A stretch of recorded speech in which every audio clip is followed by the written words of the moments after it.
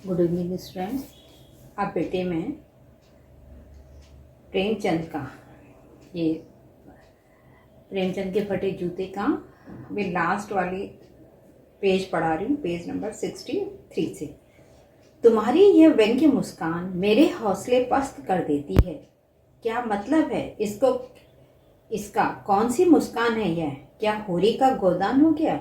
अब देखो बेटे, गोदान उपन्यास है प्रेमचंद का और उसका मुख्य पात्र है होरी, जो कि नियम धर्म का बहुत पक्का है और इसी कारण वो हमेशा दुखी रहता है। क्या पूस की रात में नील गाय हल्को का खेत चर गई? अब देखिए, पूस की रात कहानी है प्रेमचंद की, ठीक है। और इसमें क्या है, हल्कू उसका पात्र है जो क्या कर गया, रात भर तो क्या कर रहा था, उस खेत की रखवाली कर रहा था, परंतु जैसे ही उसे अलाव जलाया, आग जलाया, तो उसी ठंडियों में उस आग में उसको वहां पर नींद आ गई गर्माहट से, और उसी समय जो नील गाय है वो उसके खेत को चर गई।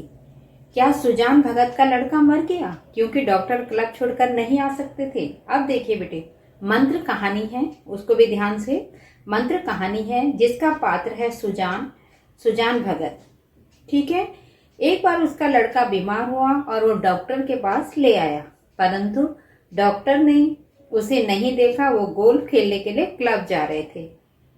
कुछ सालों बाद क्या हुआ, डॉक्टर के लड़के को सांप ने काट लिया और वो भगत ही, उसी सुजान भगत ने उसकी जान बचाई, ठीक है। तो गरीब के मन में संवेदनशीलता है तथा डॉक्टर गोल्फ खेलने के कारण भगत के बेटे को नहीं देखता और वह मर जाता है। ये इसमें दिखाया गया है। आपको ये कहानियां पढ़नी होंगी बच्चे। नहीं, मुझे लगता है माधव के कफन के चंदे की शराब पी गया, वही मुस्कान मालूम होती है। अब देखो, माधव की औरत मर गई थी, कफन कहानी है बेटे बहुत अच्छी। माधव बहुत गरीब था, पत्नी के दाह संस्कार के लिए भी पैसे नहीं थे, चंदे से पैसे इकट्ठे किए थे, परंतु उसके लिए, अपनी पत्नी के लिए कफन न खरीद के उसने क्या कर दिया, उस चंदे के पैसों से शराब पी गया।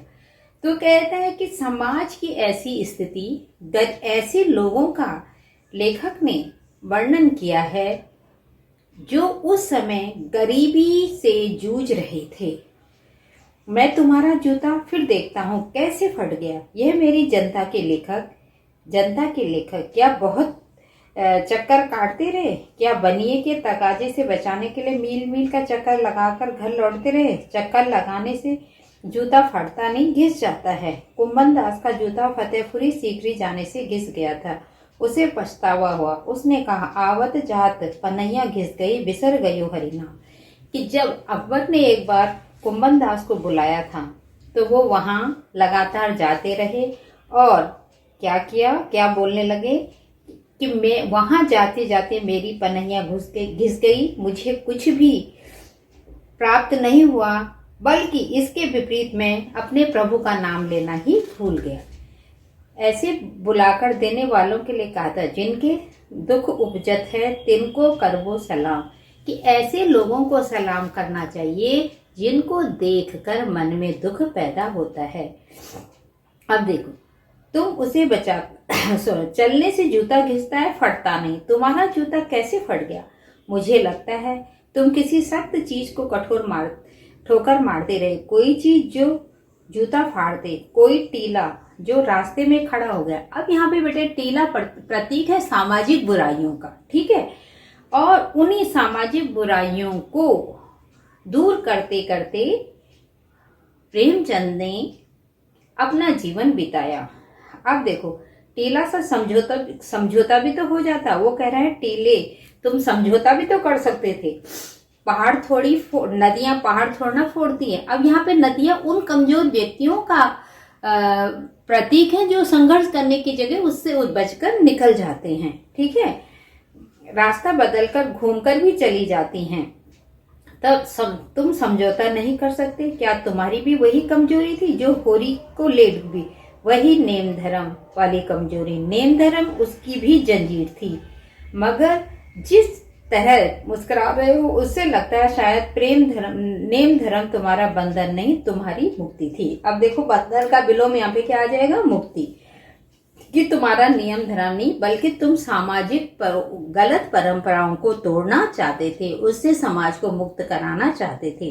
तुम्हारी यह पाँव की उंगली मुझे संकेत करती सी लगती है, जिसे तुम घृणित समझते हो उसकी तरफ हाथ से नहीं पाँव की उंगली से इशारा करती हो।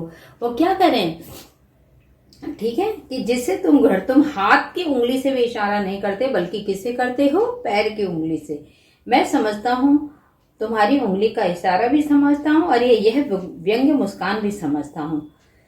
तुम मुझ पर हम सभी पर हंस रहे हो, मतलब समाज के उन लोगों को के ऊपर हंस रहे हो जो सुविधा भोगी हैं, उन पर जो उंगली छिपाए और तलवा घिंचाए रहे हैं, उन पर जो टीले से बचकर बाजू से निकल जाते हैं, जो समझौता कर लेते हैं, जो बुराइयों को छुपाते हैं, तुम उन पर हंस रहे हो।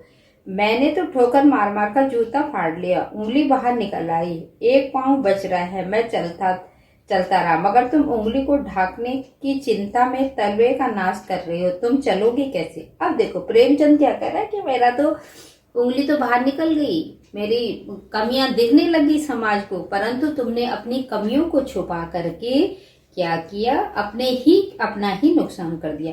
मैं समझता हूँ तुम्हारे फटे जूते की बात समझता हूँ, उंगली का इशारा समझता हूँ, तुम्हारी व्यंग्य मुस्कान समझता हूँ और तुम्हारी इस व्यंग्य मुस्कान को भी समझता हूँ कि तुम किस प्रकार लोगों को सचेत करना चाह रहे हो, जागृत करना चाह रहे हो कि भाई गलतियों से समझौता मत करो,